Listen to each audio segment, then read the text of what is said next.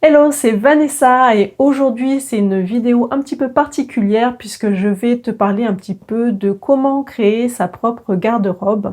Donc c'est ce que j'essaye de faire depuis quelques mois et surtout ce que j'aimerais c'est avoir une garde-robe entièrement cousue main. Donc ça ne va pas se faire en un jour. Mais si c'est quelque chose que tu aimerais faire toi aussi, alors continue à regarder cette vidéo car je vais te montrer toutes les étapes par lesquelles je suis passée.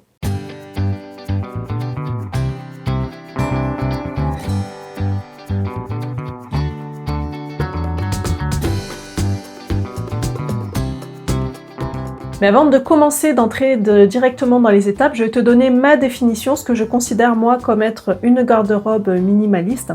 Alors pour moi, la garde-robe minimaliste, ça va être vraiment un ensemble de vêtements qu'on va pouvoir porter, mais ça va être des vêtements qui vont aller chacun vraiment très bien ensemble, quelle que soit la pièce qu'on prend, elle va aller très bien avec une autre pièce de la garde-robe. Donc tout va vraiment fonctionner parfaitement ensemble, donc il va falloir faire attention aux couleurs, faire attention au style, il faut que tout soit cohérent, de manière à ce que vraiment on puisse vraiment prendre n'importe quel haut avec n'importe quel bas, ça ira toujours. Pour moi, ça ne veut pas non plus dire que ça va être quelque chose de très classique, que ça va être vraiment strict, que ça va être la robe droite, la jupe droite basique avec le chemisier. C'est pas ça la garde-robe minimaliste. On peut quand même choisir son propre style. Mais ce style, on va le retrouver dans chaque vêtement, ce qui fait qu'on va vraiment pouvoir les porter les uns avec les autres. Et on peut avoir quand même de l'originalité, mais il faut que ça soit cohérent sur l'ensemble des pièces. Il faut qu'on ait vraiment cette touche-là d'originalité un petit peu dans chacune des pièces, qui fait qu'elles vont pouvoir être mixées ensemble pour pouvoir créer une infinité de possibilités, une infinité de tenues différentes. Donc la garde-robe, elle va être définie sur une palette de couleurs, mais aussi sur un style. Donc une garde-robe minimaliste, c'est pas forcément une garde-robe en noir et blanc. Si on a un style qui est vraiment très très coloré, où on aime beaucoup tout ce qui est flashy, donc les bleus pétants, le rouge, le jaune. On peut avoir une garde-robe vraiment en color block où on aurait vraiment du rouge, du bleu, du jaune avec des couleurs primaires très flashantes. On peut aussi avoir une garde-robe tout en pastel, donc avec des bleus, des roses, vraiment des couleurs pastel, des beiges. Ça, il faut vraiment le voir par rapport à soi, qu'est-ce qu'on aime porter, qu'est-ce qui nous plaît, quels sont les vêtements qu'on va mettre le plus souvent. Et au niveau du style aussi, c'est pareil, le style minimaliste, ça veut pas forcément dire la jupe droite avec le chemisier, c'est pas quelque chose de strict, ça peut l'être si c'est ton style, donc ce sera ça, mais ça peut être aussi très décontracté, ça peut être une garde-robe de jogging si c'est ton style, si tu aimes t'habiller vraiment avec des pantalons de jogging, des pulls et des sweats à capuche, tu vas te créer ta garde-robe minimaliste avec ce type de vêtements-là. Donc vraiment ce style-là, c'est à toi de le définir, chacun va avoir sa propre garde-robe. Moi, la mienne sera la mienne et ne ressemblera à aucune autre parce qu'on a des styles complètement différents, on a un style de vie aussi complètement différent, ce qui fait qu'on va vraiment créer sa propre garde-robe en fonction de ses goûts et de son style.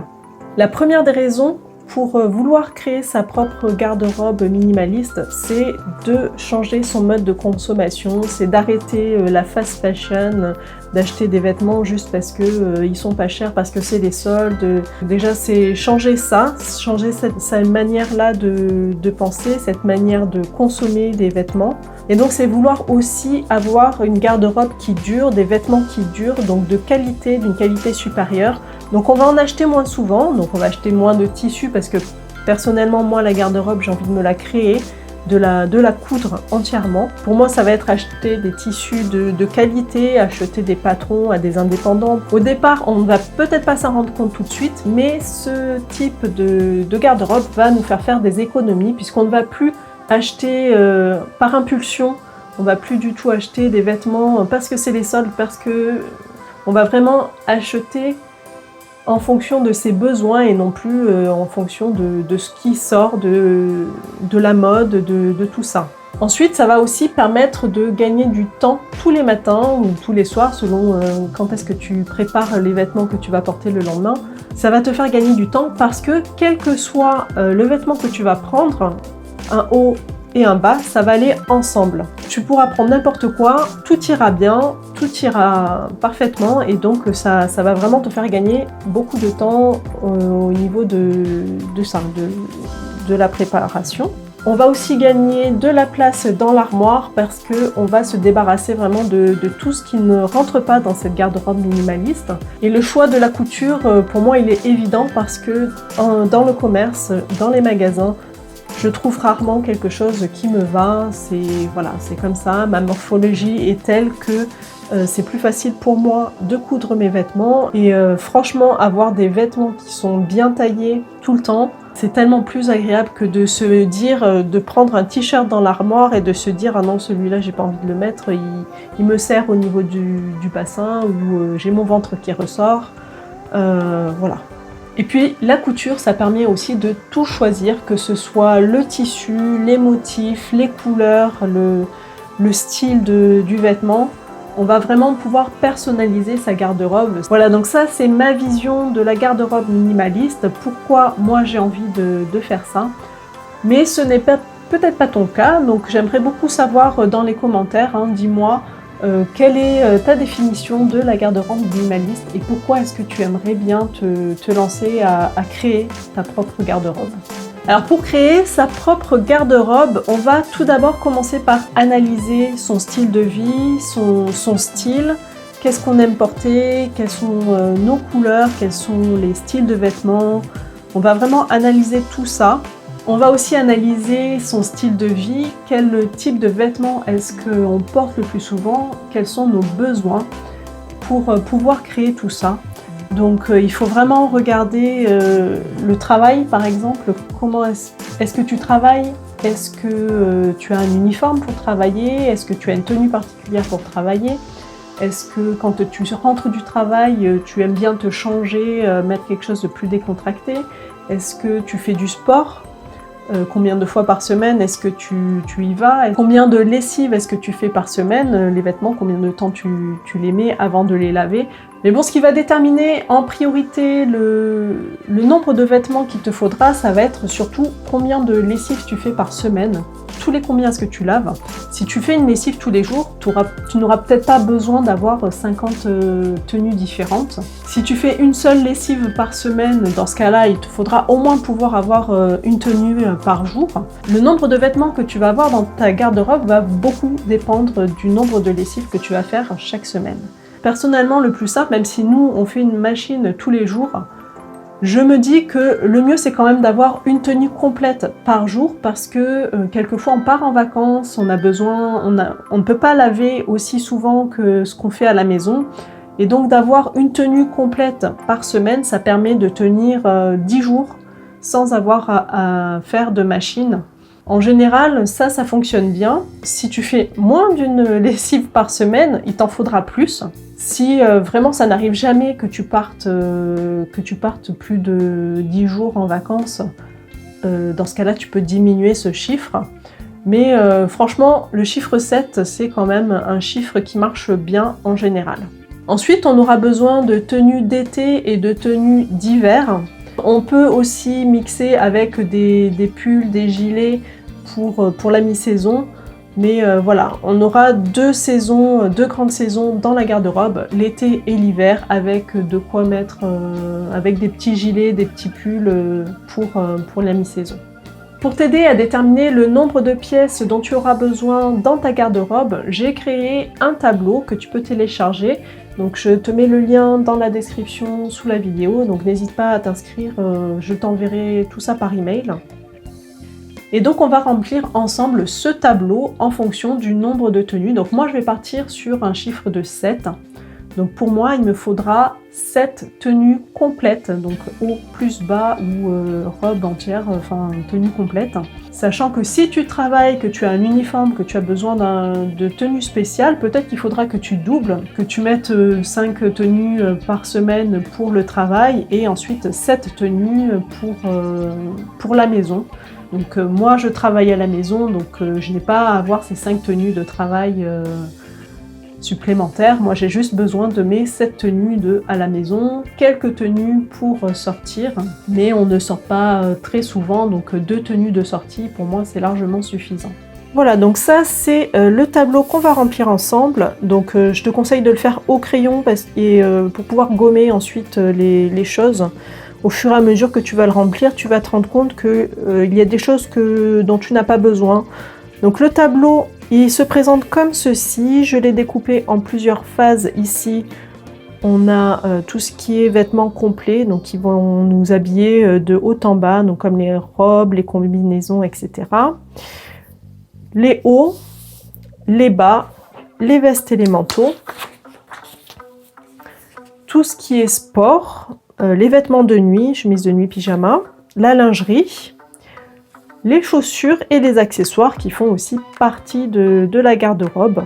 Donc c'est parti, on va remplir ensemble du coup ce tableau. Donc moi je vais le faire pour moi, pour te montrer vraiment ce dont j'ai besoin comme vêtements, mais toi fais-le vraiment en fonction de tes besoins en toi, en fonction de ton style, de ton style de vie, de ton style de vêtements, de ce que tu aimes porter. Donc ici on a toutes les pièces que j'ai listées, mais évidemment j'ai essayé de prendre un maximum de choses dans ce tableau. Mais si j'ai oublié certaines choses, n'hésite pas à me le faire savoir par email ou dans les commentaires. Moi, le fichier, je peux le modifier. Je peux rajouter des cases, il n'y a pas de souci. Mais là, moi, j'ai fait vraiment en fonction de ce que je pensais qui était le plus général. Mais bon, voilà, donc n'hésite pas à me dire s'il manque des choses dans ce tableau. J'ai décomposé ici, tu vois, il y a 2 cases, il y a la case 1 et la case 2, puisque en fait, dans notre style de vie, on va être partagé entre deux parties de nos vies. Donc en général, ça va être la partie travail et la partie maison. Donc ici tu peux marquer travail maison par exemple. Personnellement, comme je travaille déjà à la maison, je ne vais pas avoir cette case travail puisque je vais m'habiller tout le temps comme pour être à la maison en fait. Donc pour moi ici je vais écrire maison. Et ici de ce côté là ça va être plutôt les occasions, les sorties, ce genre de choses là. Donc il y aura beaucoup moins de vêtements ici dans cette case-là, puisque moi, on ne sort pas, on n'a pas besoin de vêtements de sortie si souvent que ça. Donc pour moi, une tenue en été, une tenue en hiver, ça peut être largement suffisant. On peut aussi en avoir 2 pour pouvoir avoir le choix. 2 tenues de sortie en été, 2 tenues de sortie en hiver, mais ça c'est vraiment suivant chacun. Donc à toi de voir ici quels sont les thèmes que tu vas mettre dans tes 2 colonnes. Ensuite, chacune de ces 2 colonnes va être découpée en 2 saisons, donc l'été et l'hiver, sachant qu'on va pouvoir mixer un petit peu les deux. On va pouvoir rajouter un petit gilet sur un t-shirt d'été pour faire de la mi-saison ou ne pas porter de pull sur un t-shirt à manches longues pour faire de la mi-saison. Voilà, sur un t-shirt d'hiver. Donc c'est parti, donc on va remplir ensemble le document, donc le tableau, et on commence par la première case qui est les robes. Alors moi j'aime beaucoup me mettre en robe en été, donc que ça soit pour les sorties ou pour la maison, même à la maison j'aime bien être en robe, parce que c'est facile à mettre, c'est vite fait, hop on enfile une robe, on n'a qu'un vêtement à mettre, c'est vraiment très pratique. Donc moi j'aime bien m'habiller en robe en été, donc je vais mettre un grand chiffre. Donc je ne vais pas mettre 7 parce que 7 ça fait beaucoup, donc je vais mettre 4 robes en été. Pour moi 4 robes c'est un bon chiffre pour moi. Après pour toi c'est à voir, tu fais comme tu veux, ça se trouve t'aimes pas du tout mettre des robes, donc dans ce cas là tu mettras 0. En hiver j'aime beaucoup moins mettre des robes parce que je suis très frileuse et j'aime beaucoup empiler des couches pour avoir bien chaud. Et avec une robe, c'est moins joli d'empiler des couches, mettre un t-shirt en dessous, c'est pas forcément très joli. Le pull, ça va peut-être pas forcément aller. Donc je vais mettre 1 ou 2 robes à la limite.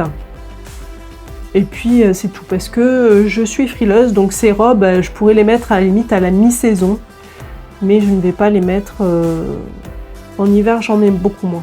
Pour les sorties, alors ça va être pour les occasions, comme par exemple à Noël en hiver, si on a envie de faire un Noël un petit peu festif, habillé, pareil pour le jour de l'an. On va avoir besoin entre guillemets, on peut avoir envie de mettre une robe, une jolie robe. Ça, on peut aussi avoir envie de mettre un haut et un bas, hein, un chemisier, une jupe. Mais voilà, les sorties, c'est vraiment les occasions spéciales. Ça peut être un mariage, un baptême, ce genre de choses-là. Aller au restaurant aussi, se faire un petit dîner en tête-à-tête, ça peut être aussi une occasion de porter des vêtements de sortie. Donc en été, on peut en mettre 2. En hiver, j'en mettrai qu'une. Donc ce qui nous fait un total de ici 4, 6, 7, 8, 9. 9 robes dans mon dressing. Les combinaisons et salopettes, ça, j'en mets jamais. J'aime pas du tout porter ce genre de vêtements, donc pour moi c'est 0, j'en mets 0. Mais toi, tu marques vraiment ce que tu aimes mettre. Si c'est vraiment ton style, c'est vraiment ce que tu mets en règle générale. Donc n'hésite pas, si tu veux mettre 7 salopettes en été et 7 salopettes en hiver ou combinaison, fonce. Hein. C'est ta liste, ce sont tes besoins à toi. Moi, pareil, tailleur costume, j'en mets jamais, donc c'est 0, j'en ai besoin de 0. Uniforme non plus, je travaille à la maison, je n'ai pas besoin d'uniforme, donc 0. Voilà, donc il y a certaines cases qui sont très très vite remplies. Alors les hauts. Alors j'ai découpé en plusieurs catégories, donc le chemisier, le gilet, donc c'est ce qui va nous permettre de passer la mi-saison, de pouvoir se mettre un petit peu, d'avoir un petit peu chaud avec les t-shirts d'été par exemple. Les pulls, les lainages, donc ça peut être aussi le pull en polaire, le tricot, le pull tricoté. Les sous-pulls, donc ça c'est les t-shirts bien chauds à manches longues pour l'hiver. Les t-shirts classiques, les débardeurs. Les tuniques et les blouses, donc ça va un petit peu dans le chemisier, mais c'est pas forcément boutonné, donc c'est pour ça que j'ai fait une case à part. Donc c'est parti, donc pour la maison, moi, chemisier, c'est pas du tout quelque chose que je mets très souvent, donc je vais peut-être en mettre un pour l'hiver, parce que moi, le chemisier que j'ai, j'en ai juste un pour l'hiver, pour l'été, j'en ai jamais, je préfère mettre des débardeurs et des t-shirts. Donc les t-shirts et les débardeurs en été, ça, je vais en mettre 7 et 7. Voilà, comme ça je vais pouvoir laver, puisque ça, les débardeurs et les t-shirts par contre, c'est quelque chose que je lave tous les jours en été, hein, puisqu'on transpire, tout ça. Les blouses et les tuniques, c'est pareil, c'est quelque chose que je mets beaucoup moins. Je vais en mettre 2 en été et 2 en hiver, parce que ça changera un petit peu du reste. Les sous-pulls, donc ça va être donc pas en été, mais en hiver, donc je vais en prendre 7. Donc les débardeurs, on va pas en mettre en hiver. Et les t-shirts, en fait, je vais mettre les mêmes en été et en hiver. Hein, donc je vais rester sur 7. Donc pour les sorties, non, je vais pas mettre les t-shirts. Alors je vais peut-être rajouter ici un gilet, un joli gilet pour l'été, un joli gilet pour l'hiver. Les gilets, donc c'est des petites vestes, hein, on peut en avoir des plus légers en coton, quelque chose de fin en été, donc je vais en mettre 3 en été et 3 en hiver. Et les lainages, je vais en mettre 4 des pulls. Parce que c'est pareil, la laine, on la lave beaucoup moins. On lave beaucoup moins les lainages, parce qu'en plus ça abîme, hein, la laine. Donc c'est quelque chose qu'on lave beaucoup moins, donc on n'a pas besoin d'en avoir 7. J'en mets 4 pour avoir du choix dans les formes et dans les couleurs. Les gilets, je vais en prendre 6, 7, 8. Ça fait beaucoup, hein. Du coup, je vais peut-être mettre un ici, je vais enlever, je vais en mettre que 2 de chaque pour en avoir que 3. Voilà, donc je vais simplement mettre 2 gilets en été, 2 gilets en hiver, avec un gilet en été et en hiver qui sont un peu plus jolis. Donc comme ça me fera 2, 4, 6 gilets. Ensuite, on va passer aux bas. Alors, les bas, alors on a les pantalons, les jupes, les shorts et les jeans. Donc j'ai séparé le jean du pantalon, hein, puisque pantalon c'est plus habillé que le jean, hein, voilà, c'est la différence que j'ai fait entre les deux. Bon, moi pour les sorties c'est bon, je vais mettre 0 partout, je reste avec mes robes, ça me convient très très bien.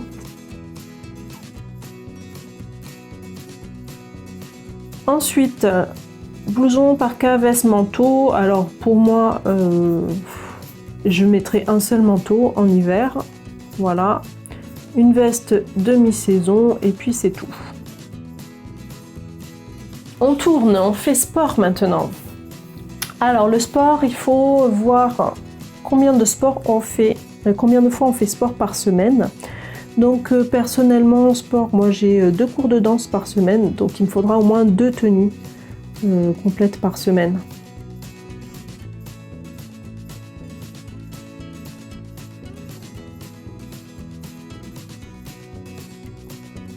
Donc pour ce qui est de la lingerie, on va en prendre un petit peu plus que les 7. Donc les culottes pour moi été ouvert hiver, ça va être la même chose, hein.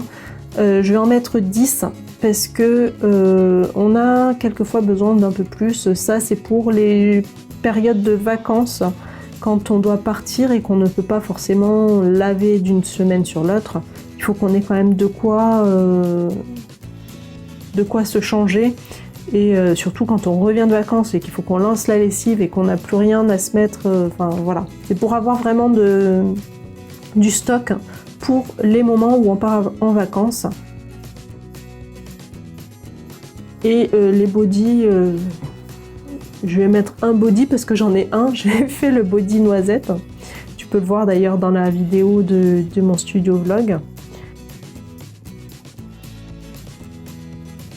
Les chaussures, alors je suis pas chaussure du tout, donc personnellement ça va être une paire de chaussures en été, une paire de chaussures en hiver, une paire de bottes en hiver aussi, et une paire de tennis qui va me faire toutes les saisons. Et dans les accessoires, alors le chapeau en été, pour moi c'est obligatoire, le chapeau en hiver c'est obligatoire aussi, je pourrais même mettre 2 parce que j'aime bien avoir un chapeau et un bonnet. Ça, voilà, moi je suis très chapeau.